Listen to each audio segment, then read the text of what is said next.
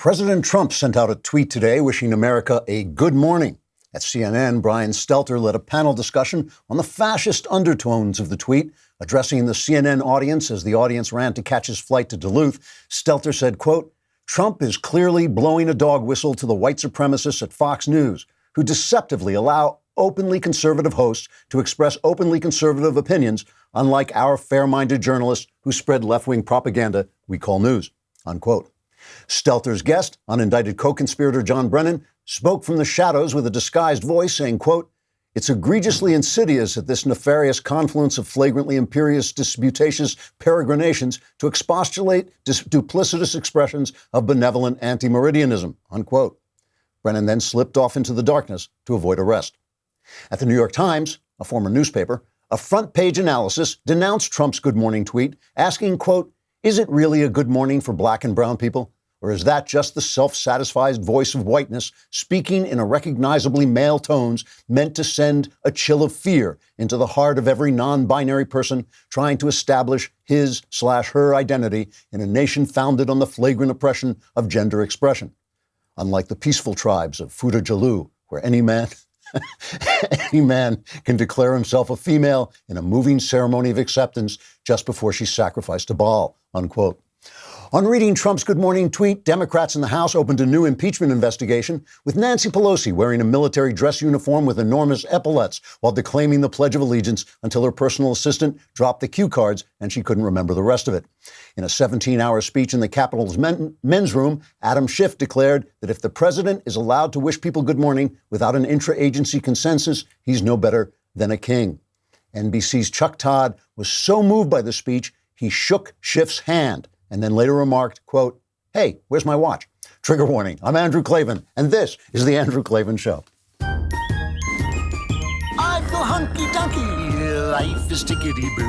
Birds are winging, also singing hunky-dunky-doo. Ship-shaped, ipsy-topsy, the world is zippity-zing. It's a wonderful day, hurrah, hooray! It makes me want to sing. Oh, hurrah, hooray! Oh, hooray, hurrah! I just want to begin by apologizing to the people of Fuda Jalu, a place I never heard of until this weekend. And I thought the name was so funny, I wanted to use it in my opening, but I'm sure they don't worship Baal there, whatever else they're doing. Other than that, I want to talk a little bit about the art of making sense. And while I'm doing this, it would be a perfect opportunity for you to go on Amazon and purchase my small and inexpensive pamphlet entitled The Art of Making Sense, which you will greatly enjoy. In the pamphlet, I tell how I slowly changed my mind about abortion after losing an argument with a pro-life friend. His logical proof of the human status of an unborn child made sense. My libertarian babbling about a woman's right to choose did not make sense. I hated to change. I'm naturally inclined to leave people alone to do whatever the hell they want. But I felt obligated to change because the pro-life side made sense. Making sense has been a lifelong obsession of mine, and the reason is simple. Reality makes sense. When something in reality doesn't make sense, it's because we don't know enough about it. That's why scientists search for theories that will unify their ideas about very small things and very large things, what's called the unified field theory, because it doesn't make sense that the rules should be different for quanta than they are for planets. Criminals confess when the police catch them with alibis that don't make sense. You've seen this on TV. I've asked cops about it, and they say, yeah, that really actually happens. Criminals lie until you point out to them that their lie doesn't make sense, and then they have to confess the truth, because everyone knows reality makes sense. On Friday, President Trump became the first president to appear in person at the March for Life. I found this deeply moving, a profoundly moral gesture. The lives of our unborn children are human lives. We have no right to take them away. And our president should stand up for that in no uncertain terms. Not from the Oval Office, not on TV. He should get out there and make a speech the way he did. Now, anti-Trump voters, went nuts on Twitter. They declared the president was a hypocrite because there are unproven rumors that he has paid for his lovers' abortions. Speaking bluntly, it would not surprise me if some of those rumors were true. We know what his life was like. If they are true, I hope his heart has changed since then, as mine has changed. But even if he's a hypocrite as a man, as the leader of this country, as our representative, he did what was right. He used his power to speak for the powerless who have no voice with which to speak for themselves. Whatever his past, whatever his flaws, in that moment, he was a great president because he And through him, we were finally making sense. And that's what we're going to be talking about a lot today, about making sense. But first, let's talk about something that really does make sense, namely investing through Robinhood. These are good times on the stock market. You want to take advantage of it, and you want to be in control of what you do, down to the smallest detail, and Robinhood allows you to do that. With Robinhood, you can invest in stocks, options, and ETFs right from your phone. You can even spend and earn interest on uninvested cash, and with fractional shares, you can buy stocks in any amount, including companies like Apple, Amazon, and Tesla, for as little as $1. And that's with no commission fees or account minimums. So whether you're new to investing and ready to learn or just looking for a better experience, stop waiting and join the 10 million Robinhood users and listeners can get started with a free stock by going to klavan.robinhood.com. Get a free stock if you go to klavan.robinhood.com. Plus, you can learn more about how to do this and claim your free stock. All investments involve risk. This is not investment advice, a recommendation, or a solicitation of any security. Other fees may apply. Visit rbnhd.co/fees, rbnhd.co/fees. The free stock program is subject to certain limitations. Annual percentage yield on uninvested cash is paid by program banks and is variable. Robinhood Financial is not a bank. More importantly, how do you spell Klavan? Exactly. There are no E's in Klavan. I was just going to say that. There are no E's in Klavan. I just make it look this easy. Another kingdom is coming to an end. The penultimate episode 16 is out today for everybody, so please take a listen. 17 and 18 will both come out next week, so it will end with the month. I didn't get to cover the March for Life, so I just want to cover it briefly now. I want to talk about this. I want to talk about what Trump said, which, as I said, I found profound. I found it really moving that he went out and said this. This is cut number 2. This is Trump talking at this massively attended March for Life, which the media almost never covers. To all of the moms here today, we celebrate you and we declare that mothers are heroes. Your strength, devotion, and drive is what powers our nation. And because of you, our country has been blessed with amazing souls who have changed the course of human history. We cannot know what our citizens, yet unborn, will achieve, the dreams they will imagine, the masterpieces they will create, the discoveries they will make. But we know this: every life brings love into this world. Every child brings joy to a family. Every person is worth protecting. And above all, we know that every human soul is divine and every human life, born and unborn, is made in the holy image of Almighty God. This is so important because we're moved by stories. We tell each other stories. Everything is a story in one way or another. And the thing is, the stories of women who have had abortions can move you. They can break your heart. You can totally understand the desperation that they were in, the problems that they were having. But the thing is, they get to tell their story. The baby doesn't get to tell his story. He doesn't get to tell what he would be, what he would do. And there's the President of the United States, the biggest voice on earth, telling that baby's story, that story that can't be told. And the thing is, everything you can say about that child, I mean, it's a human life, and everything you can say about that child that negates its life is true of a sleeping person. You know, they say, well, the child has no preferences yet. Well, that's true of a sleeping person. The sleeping person can't make decisions. A sleeping person can't express himself. You don't kill a sleeping person. Why? Because eventually he will wake up. And that's the thing, you know, that's the whole point, is a lot of arguments, a lot of tricky arguments work by leaving the element, the dimension of time out. And we live in time. And everything, you know, it's like me saying, oh, yeah, I committed that murder yesterday. You can't punish me for it today. No, I'm the same person today as I was yesterday. I am the same person tomorrow that I am today. And the thing is, that's true of the baby too. And all the things, all the stories that you hear about women in pain and in suffering who felt that they had to get an abortion, those stories are true, and my heart goes out to them, but you can't solve your problems by killing somebody else. And the baby doesn't get to tell the story of what he would have done, what she would have done, who he would have loved, who she would have loved, the things they would have said, just the moments they would have had, just the simple moments, just the simple fact of being alive when you think, wow, it's a great thing to be here. all that stuff is taken away in the moment of abortion. And I think this message is getting through because it makes sense. And the thing is that sense is a powerful thing because we all know reality makes sense. Good for Donald Trump for doing what was right. It really is a good thing. All right. Let us move on. I have to talk about Kobe Bryant, and I know that's not, news in the sense of being political, but it's a big deal here in L.A., and I think it's a big deal for anybody who loves sports and anybody who loves excellence. And it's also, how can I put this? It's a complex and interesting story, and I want to talk about, when I'm not a sentimental guy, and when celebrities die, I don't make a fuss about how sad I am or anything like this. Kobe Bryant, obviously, for those of you who don't follow sports, an icon in basketball. The Lakers are kind of the New York Yankees of basketball, the Los Angeles Lakers, the great team, the greatest franchise in basketball. Kobe Bryant, one of their greatest players ever.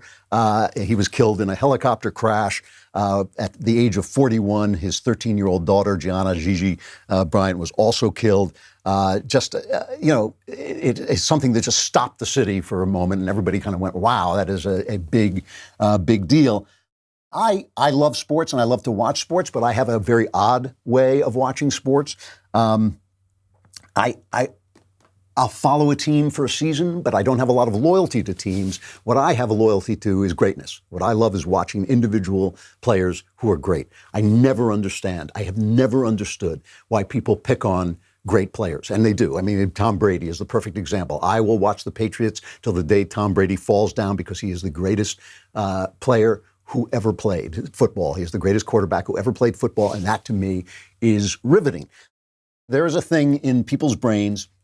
A brain scientist explained this, a literal brain surgeon explained this to me at a party once, that where our brains mirror the actions that we look at, and men have this more than women do. They have it more intensely than women do. That our brains mirror the actions that we see, so that when we watch sports, the same thing goes on in our head as in the guy who's throwing the ball or bouncing the ball or whatever he's doing. So that is why guys get so intensely, one of the reasons guys get so intensely taken up with sports. And when you watched excellence like Kobe Bryant had, competitiveness like Kobe Bryant had, it inspired you. When I saw the final game that he played just before he retired, is a famous game where he scored 60 points, won the game virtually single-handedly against the Utah Jazz, but at the last seconds, he was throwing, the penalty shots that you throw from the key, and it takes incredible attention, incredible stillness of mind. And here he is. He knows it's his last game. He knows it's the last shot of his career, and he hits the shot without even, with no problem whatsoever. That's inspiring, especially to people who do things that sometimes take a little bit of nerves, like public speaking, or anybody. We all do things that take a little bit of nerve, where you say, this moment, this is my big moment. I've got to do this. And when you've seen somebody do this, it can be done. I love stories in sports, the stories that are told through the actions of sports. And one of the stories I love is when two great players play together. And probably because I had an older brother. I have an older brother, and in my youth I idolized him and was competitive with him. And I loved it when the Mets in the 1980s had Keith Hernandez and Gary Carter, two very different players who made the team great. When I first came back from the UK, from living most of the 90s in England, I was starved for sports. I never liked soccer. I never liked any of the sports I saw in the UK, and I just loved sports. And when I came back, Kobe Bryant teamed up with Shaquille O'Neal and made the Lakers this great team. I think it was 3 championships in a row, and I was riveted watching these two very different, very tremendous players play the game together. Just Shaq was this giant who just dominated the center, dominated under the basket. He was wonderful to watch. And Kobe was this up-and-coming guy who wanted to be Michael Jordan. And I had missed Michael Jordan because he played in the 90s when I was out overseas. And so watching a guy at this level play at this level and want it so bad and want to become the big man and not just let Shaq be the big man. So there was tension between them. Kobe didn't pass the ball enough because he just always wanted to score. It was a beautiful thing to watch, and again, inspiring because your brain adopts this stuff. And as he went on, Kobe became a guy who kind of affected the whole sport. And he talked about his daughter, who also, they were traveling tragically. It was him and 8 other people who died in this chopper crash right near us up in Calabasas. And, his daughter was going to one of her games because she was a basketball player too. And he spoke very beautifully about her on TV. Here's a clip. Do you think your daughter might want to play in the WNBA? She does for sure. She does? This kid, man. Wouldn't that be great? Dude, man, I'm telling you.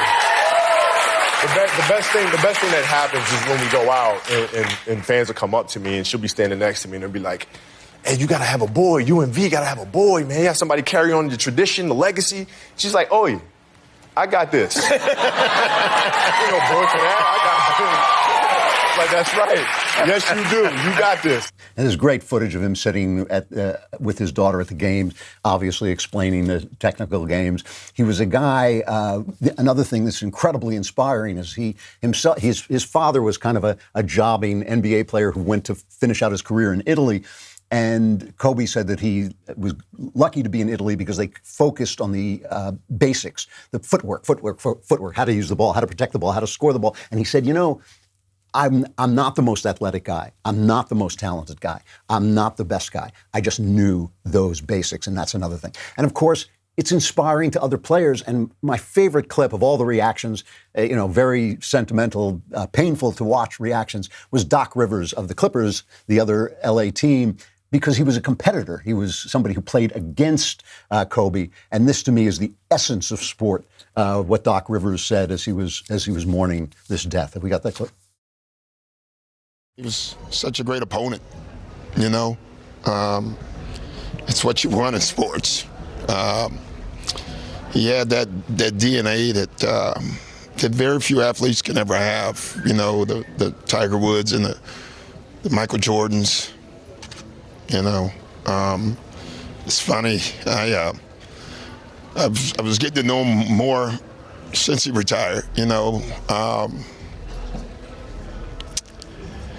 Yeah, this is a tough one.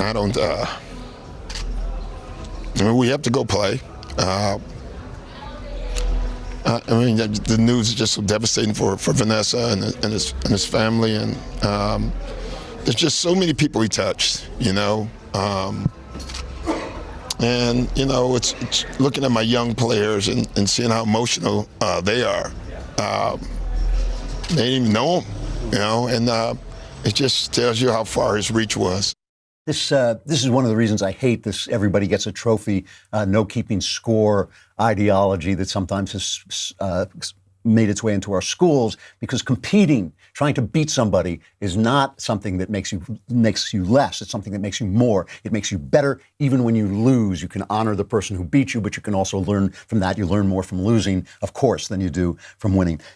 One more thing I feel I have to talk about. Last night, a friend of mine in New York asked me if I wanted to write something about it, and I said I didn't, because I didn't feel it was right to write about Kobe without mentioning the 2003 rape case where he was accused by a young woman of rape, and I didn't want to write about that. The guy was dead, his daughter was dead, his family was devastated, the city is devastated, but I didn't want to not write about it. I didn't think it was right to not write about it. And a Washington Post reporter named Felisa Sonmez was suspended by the newspaper for tweeting an article about that right after his death. And I don't think that's right. I don't think she should be suspended. I think it was a graceless thing to do. But the woman who accused Kobe of rape, she didn't testify, and so the case was thrown out of court. But later, Kobe settled with her and said that he saw that maybe, though he thought it was consensual, he could see that she hadn't, and he felt really bad about this. We don't know what happened. The woman was in the hotel room with a guy. Said she was kissing him. We just don't know what happened. But that woman was a person too. That woman was somebody's daughter too, and that's part of Kobe's story. And it's not wrong to tweet it out. And there may be people who say, I don't care how many balls he put through how many baskets. This is part of the story that means more to me than his sports achievements. And that is perfectly legitimate and a perfectly legitimate thing to say. Again, I think it was graceless timing, but that's not a sin. That doesn't make it wrong. And I don't think she should be suspended. This is part of his story. But all in all, an amazing, inspiring story by one of the greatest athletes of our time. Gone too soon, obviously, but and a terrible tragedy. But just an amazing reach that people have when they do things so very, very well. All right, let us move on to politics. But first, let us talk about the all-important ExpressVPN, because I know you think nobody is out there looking at your stuff and trying to get at your stuff. You are wrong. They can get at you so easily. They can see everything you're doing. There are tons of VPN providers. These things make you anonymous online, and you've probably heard of a couple of them. Some of you may have even used, but the one I use is ExpressVPN. It is so easy to use. It doesn't log your data. It's lots of cheap or free VPNs make money by selling your data to ad companies. So they're actually doing what you don't want them to do. ExpressVPN developed a technology called Trusted Server that makes it impossible for their servers to log any of your info. It works fast, it works behind the scenes, it's easy to download, and it just doesn't get in your way, which is really good. And it's not just me saying this. Tech Radar, The Verge, CNET, and many other tech experts rate ExpressVPN #1 in the world. Protect yourself with the VPN that I use and trust. Use my link, expressvpn.com/Klavan today, and get an extra 3 months free on a 1-year package. That's expressvpn.com/Klavan. I haven't even asked the question yet. Visit expressvpn.com/Klavan to learn more. What were you saying? See, this is what you mean. You don't want these people like this listening to what you're doing. All right, let's talk about impeachment. The impeachment trial. The defense is now on the floor talking about defending Donald Trump. So a draft of a forthcoming book from former National Security Advisor John Bolton alleges that President Trump told Bolton in August that he wanted to keep aid to Ukraine frozen until the country aided investigations into Democrats, including former Vice President Joe Biden and his son. According to the paper, the development threatened to throw into turmoil the careful choreography of the Senate impeachment trial of Mr. Trump because his defenders say there was no quid pro quo. Trump tweeted out, I never told John Bolton that the aid to Ukraine was tied to investigations into Democrats, including the Bidens. In fact, says Trump, he never complained about this at the time of his very public termination. If John Bolton said this, it was only to sell a book. So let me be really clear. I don't care. I'm just telling you the God honest truth. If it comes out, if there's video of Donald Trump grabbing the president of Ukraine by the shirt front and saying, give me Joe Biden's head on a platter, or I'm not giving you the aid, I don't care. Come on, man.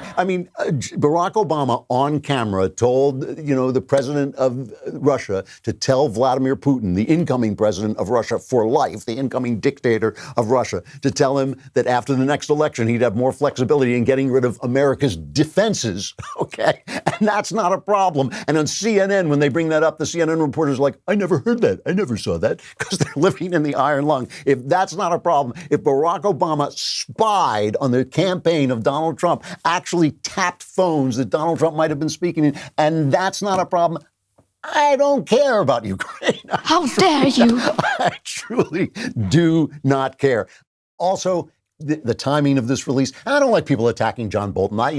John Bolton, I think, has always struck me as a pretty straight arrow guy. I don't know whether he's telling the truth or not, but it is a little bit, the manuscript of his book was not supposed to be released. It's a little bit telling that it comes out just as the defense is starting. There have been a lot of suspiciously timed leaks in this. The New York Times got this story. The New York Times has basically acted as a conduit for the Democrats. The New York Times at this point, I think I've said this before, but it looks like a wall in a bad neighborhood where teenagers are writing anti-Trump graffiti. That's what the front page of the New York Times looks like. The whole thing, all of this stuff is so meaningless, especially after 2.5 years of the nonsense of the Russia investigation, which turned out to be nonsense. And Adam Schiff is still selling it as if Trump was, working with the Russians to scotch the election. Just total, it's utter nonsense. Shifty Schiff. Is that guy the worst? It never, I don't know. I have these voices in my head. But it never made sense. That story never, ever made sense, because Vladimir Putin could not know any more than anybody else knew that Trump would win the election. He knew, just like everybody knew, that Hillary Clinton was going to win the election. So if he was doing anything, it was just causing chaos, and the Democrats have worked with him to do exactly that. Now this guy, Lev Parnas, this hanger-on of Rudy Giuliani's, has released a tape that they tried to make a big fuss over this, of Trump saying he wanted to fire Ukrainian Ambassador Marie Yovanovitch, which actually happened. Do we have that? The biggest problem there, I think, where we need to start is we got to get rid of the ambassador. She's still left over from the Clinton administration. Where the ambassador were Ukraine? Yeah, and she's basically walking around telling everybody, wait, he's going to get impeached, just wait. I mean, Really? it's incredible. It's She'll be gone tomorrow. What's her name? I don't remember the name. Back. So one of the things that will be, now that we have a Secretary of State that's been sworn in. Get rid of her. Hooray. One of the first Okay, things get her out that tomorrow. will, I don't care. Get her out tomorrow. Take her out. Okay? Excellent. Do it. So the ambassador is saying the president should be impeached, and he says get rid of her, and that's supposed to be a scandal. I mean, who does he think he is? The president of the United States. She's an ambassador. She works for him. He can fire her anytime because he doesn't like her shoes. He can fire her, but to fire her because he's saying that her boss should be impeached, absolutely. So this whole, I mean, everything about this is like this to me. I mean, Jerry Nadler, and I'm going to go easy on Jerry Nadler today, as he's announced that his wife has pancreatic cancer, which is a disaster. He's gone to be with her, you know, and I don't want to attack him personally, but he is representative of the way this thing has been put forward to the people and through the press, because the press echoes this. Do we have what he said on the floor? This is last week. President Trump is an outlier. He is the first and only president ever to declare himself unaccountable and to ignore subpoenas backed by the Constitution's impeachment power. This is a determination by President Trump that he wants to be all-powerful. He does not have to respect the Congress. He does not have to respect the representatives of the people. Only his will goes. He is a dictator. No, he is a dictator, right? The next scene would have been two guys picking Nadler up under the arms and just carrying him away, never to be seen again. But in fact, the courts have tied Trump up, and he always obeys the courts, even though most of the courts tying him up have been shown to be illegitimate and have been overturned. Most of those decisions have been overturned. The press has called him every name in the book. Where are the press people being taken off to the gulags, which we know from Bernie Sanders' campaign organizers, we know the gulags weren't so bad, but still the press is talking. Where is, and he can't even stop the leaks coming out of his administration. Where is dictator Donald Trump? It is all taking place in the Democrats' imagination, which they hope will be your imagination, because the press echoes them. They know the press echoes them, so they know they can lie, so they know you will hear the lie if you are not paying attention, and a lot of people aren't. Almost nobody's paying attention to this. Nobody cares about this at all. So the president's lawyers took to the stand. It's kind of unfair, I thought, that they had to go on Saturday when nobody was paying attention. But the guy, Mike Purpura, his name is, this is the second Cut 16, where he talks about the fact that he says everything they have is assumed, and then he says whenever they had real information, it showed that Trump was innocent. The two people in the House record who asked President Trump about whether there was any linkage between security assistance and investigations were told in no uncertain terms that there's no connection between the two. When Ambassador to the European Union Gordon Sondland asked the president in approximately the September 9 timeframe, the president told him, I want nothing, I want nothing, I want no quid pro quo. Even earlier, on August 31, Senator Ron Johnson asked the president if there was any connection between security assistance and investigations. The president answered, no way. I would never do that. Who told you that? So they just don't have anything on him. It really, all they have is hearsay. All they have is assumptions. All they have is presumptions. Interestingly, one of the prosecutors, one of the House managers, Zoe Lofgren, was talking to Jake Tapper and accidentally said the quiet thing out loud. This is cut number 8. Congresswoman, you told senators this week, quote, don't surrender to the president's stonewalling, unquote. Right. But what do you say to those who say that's exactly what the House Democrats did by not going to court to try to force subpoenas and force witnesses? We did go to court, as you know. But you didn't pursue it in court. You ultimately withdrew the cases. And we went realized to the Senate. We had the evidence we were going to get. and that it was sufficient to prove our case. But didn't you surrender to the president stonewalling in that sense? I guess in that sense we did, because if we had waited for 3 or 4 years, the election would be over. The issue would be almost moot. If he is committing a high crime and misdemeanor now and continuing to do it, we need to act. I mean, that is the problem with this whole thing. You know, you talk about making sense. I mean, first you have to ask the question, is this some kind of massive violation of the law that puts our form of government, our freedoms in danger? Like it wasn't endangering when Obama offered to basically sell our missile defenses to Vladimir Putin for fun. You know, it does endanger our freedom, definitely, for a Democrat president's administration, the investigators, to investigate a Republican opponent. That definitely is dangerous to our freedom. Does Trump being a big mouth, and Trump we all know he's a big mouth, does Trump being a big mouth, does that endanger anything? Does it endanger anything? He hasn't even been charged with a crime. There is no crime. If he said something untoward, and mentioning Joe Biden was untoward, it's not the sort of thing, it's the sort of thing I wish he hadn't done. But come on. I mean, really, it's amazing to me that they have gotten this far with this and they don't stop. It's for their base, but they believe that they can enwrap your imagination in their imagination through the vehicle of the press, which has been relentlessly anti-Trump, relentlessly unfair. And that's why they are such dangers to our polity right now. They are the biggest danger, I think, to the First Amendment, is the way the press is behaving. They're so dishonest because they think they can rule the narrative in your mind.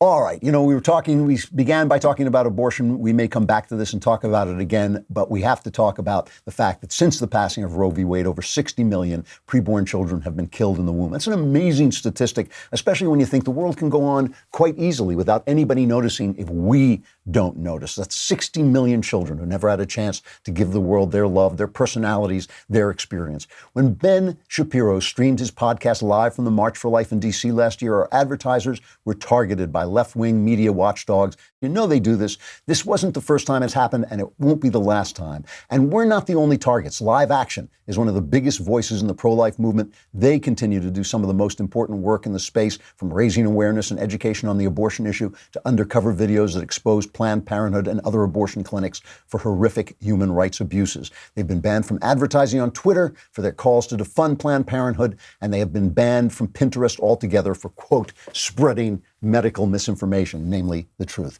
They've also seen their advertising efforts in their online distribution restricted depending on the platform. That's why our dailywire.com members, our subscribers, are so important. Your subscription helps us say no to advertisers who cave to left-wing ideologies. You keep our pro-life message from being canceled and instead help it grow louder. And that's why from now until the end of the month, January 31st, a portion of any dailywire.com membership will be donated to Live Action with promo code Live Action, all one word, to support awareness and education around the world on this issue.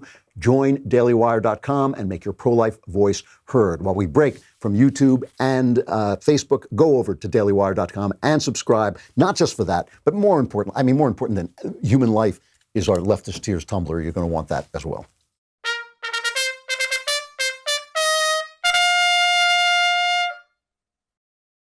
So speaking of things that don't make sense, there are new polls that show Bernie Sanders just like skyrocketing into a lead. Some polls show him skyrocketing into a lead in Iowa, which I guess is only a week away, right? It's like 8 days. And Sanders now holds leads in several polls over Joe Biden. And, you know, I wrote a piece about this over the weekend, a column on Daily Wire, saying that Bernie Sanders has had 3 scandals in the last week and a half, as opposed to Trump's fake scandal that is making so much news. But, you know, we've played those videos that Project Veritas put out of field organizers for Bernie saying these horrifying things about putting people in gulags, and the gulags weren't so bad and the Soviet Union was so great and all this stuff. And the reason that I talk about that as 3 scandals.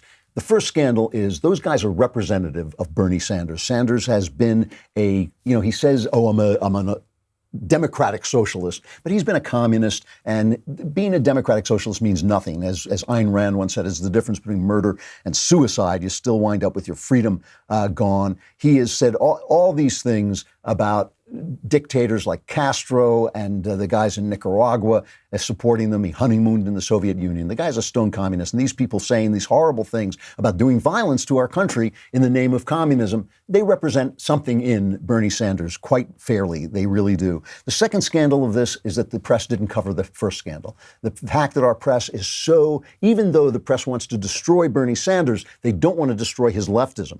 They want to destroy Bernie Sanders because they think he'll lose, but they don't want to destroy his leftism. He is selling what they're selling. The press is selling socialism. They don't know what it is. They're so stupid at this point and so sequestered from any common sense and from anybody who disagrees with them. They really don't know what they're talking about, but they're still selling it, so they will not cover this Project Veritas legitimate scandal. Not everything Project Veritas gets is good. They're gadflies. They're out there making trouble, which is great. But this is a genuine scandal. But the third scandal is that young people love Bernie. He got more young people's votes than Trump and Hillary combined in the last election. If young people are not as strong for him this time, it's only because other candidates among the Democrats have followed his lead and gone as far left as he is. Elizabeth Warren, who Pocahontas? So I didn't mention her name, but the kids have gone off to be with them, to follow them as well. And that's a scandal because it means our universities are teaching them trash. They are teaching them trash. They're teaching them to hate the greatest country on earth. They're teaching them to hate their own freedom. They are training them into slavery. Norah O'Donnell. Obviously, the press is no friend to Bernie at this point. They want to undermine him, too, because they don't think he can win. So Norah O'Donnell, who is basically a left-wing hack, like most of the people on the networks at this point, is interviewing Bernie. Listen to this. You are a self-proclaimed socialist. Democratic, put in there, please. Thank you.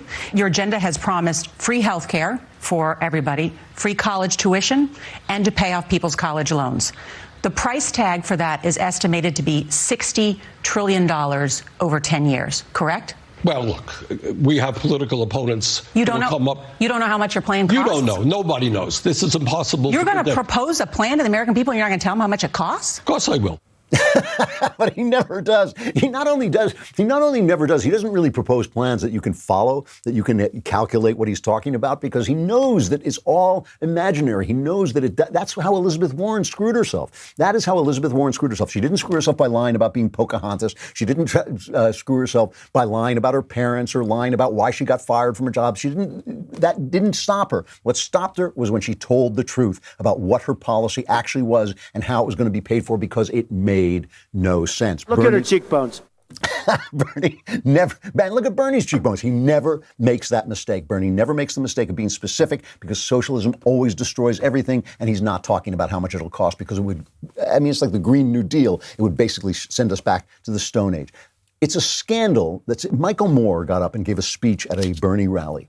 And it is a scandal that people cheer for this kind of open garbage. Okay, listen to Michael Moore. I am sick and tired of hearing this, that we live in the land of the free, that this is a democracy. First of all, do you have any friends in another country or even Canada where you try to explain to them?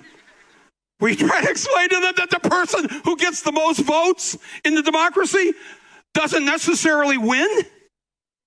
Nobody understands that. No, we need to make so many changes, because it's not just enough for it to be a political democracy. When we get that part of it fixed, the Electoral College gone. Look, here's the deal. Get your words straight, Jack. So he's talking about getting rid of the Electoral College.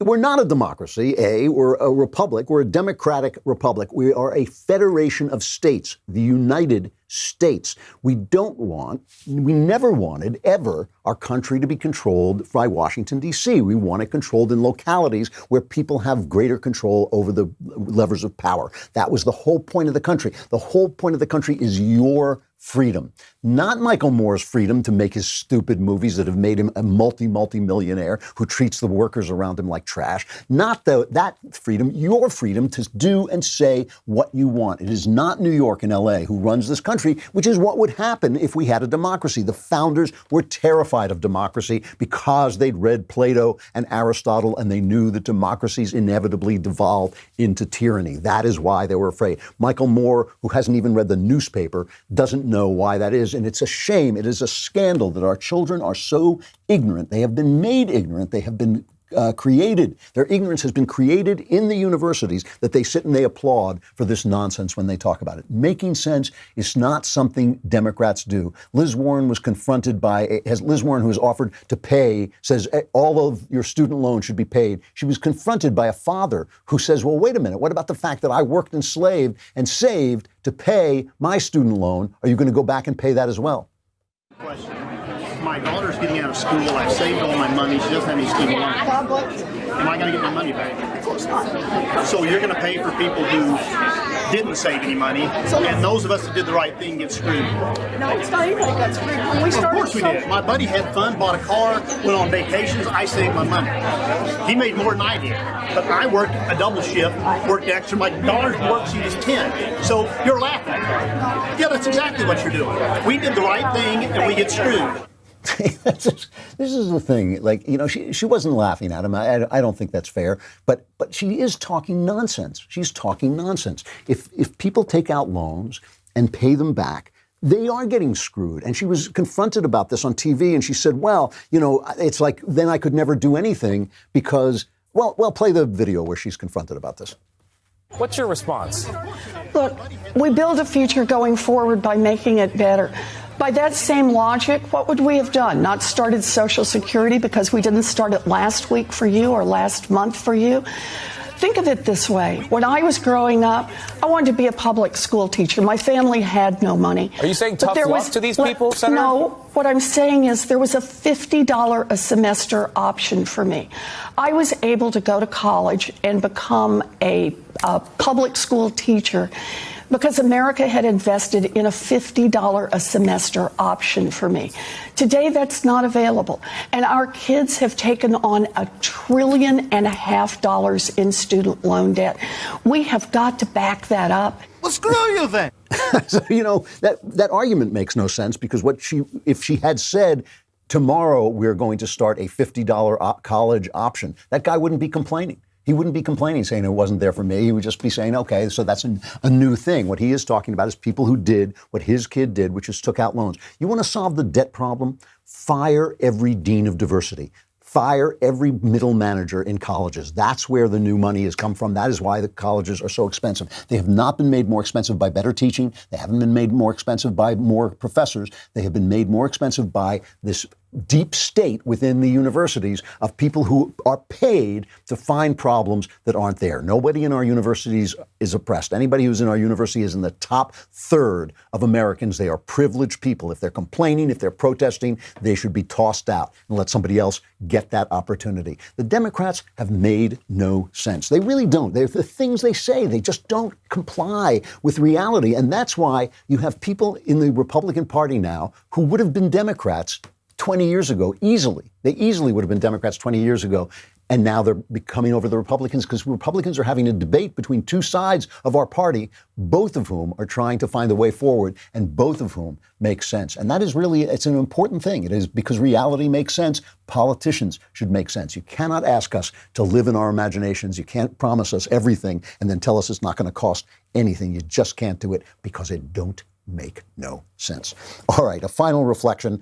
I have been watching, I usually don't review things until they're over because I want to make sure they're good, but I've been watching the Stephen King a show, miniseries on HBO based on the Stephen King novel, The Outsider. And I've just really, really been enjoying it. And the reason I'm enjoying it, it's got this guy, Ben Mendelsohn, who's doing a great job playing a detective. But it's about an impossible case. And this is the reason I'm enjoying it. And it really fits in with the theme of what I've been talking about.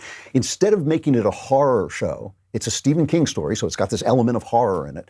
It's just about the investigation into a case that doesn't make sense because a supernatural evil is involved, which is just a brilliant, brilliant idea. Now, for some people who want the big shocks, who want things jumping out at you, who want like things with fangs flying out at you, it doesn't have any of that. It is just about the fact that there is a terrible, horrific murder of a child and a good person is arrested for it, and the police have all the proof they need to prove he's guilty, and yet there's also proof that he can't possibly be guilty. So both things are there. And this good cop who wants to do the right thing, played by Ben Mendelsohn, this good cop who wants to do the right thing says, well, wait a minute. We had the proof. We had what we needed. And yet it doesn't make any sense. And it's a brilliant thing because it's just showing you, and it's got this whole religious kind of aspect to it, because it is showing you that there are more things in heaven and earth that are dreamed of in your philosophy. And if you don't take those things into account, you are not making sense. That the world makes sense, but it doesn't necessarily make materialist sense, because there is a spiritual level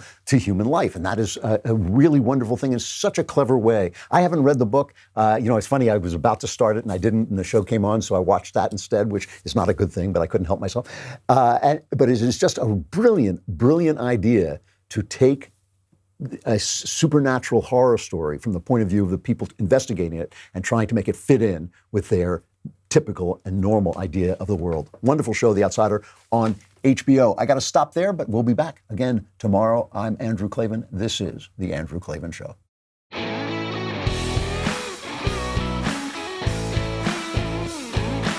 The Andrew Klavan Show is produced by Robert Sterling and directed by Mike Joyner. Executive producer, Jeremy Boring. Senior producer, Jonathan Hay. Technical producer, Austin Stevens. And our supervising producer is Mathis Glover. Assistant director, Pavel Wydowski. Edited by Adam Sayevitz. Audio mixed by Robin Fenderson. Hair and makeup is by Jesua Alvera. Animations are by Cynthia Angulo. Production assistants, McKenna Waters and Ryan Love. The Andrew Klavan Show is a Daily Wire production. Copyright Daily Wire 2020.